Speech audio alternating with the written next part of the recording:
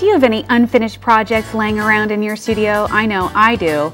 And right now, Andrea Bishop, you're going to show us how to finish up those unfinished projects. I know, I'm so excited to show this technique because basically some of us have border problems, and using software will help you through that and see the project before it's finished. So the first step is to lay out your piece or pin it to the wall. Take a panel. Yes, and you grab your camera, and you don't want to do it at an angle because that'll be skewed when you go to design. You want to be straight above it and take a picture and import that into your software.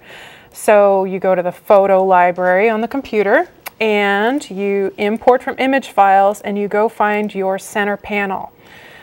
You add it to your sketchbook and close the project.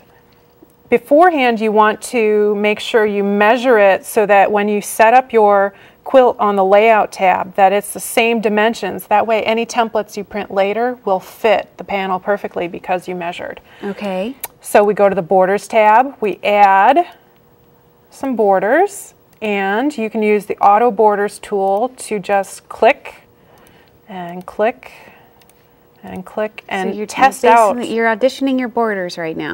Right. You can design any kind of border you want. The center is just a way of showing you what you could be doing.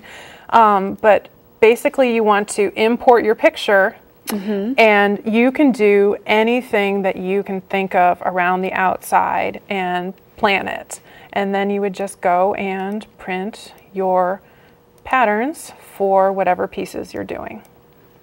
Easy enough. So let's try another border. You just start a new quilt, make sure it's 1 by 1, the size that you're going to do, and you can add borders and change their styles and add more diamonds, less diamonds if you want. Well, now there's certainly no excuses for not finishing those unfinished projects. Exactly. Thanks, Andrea.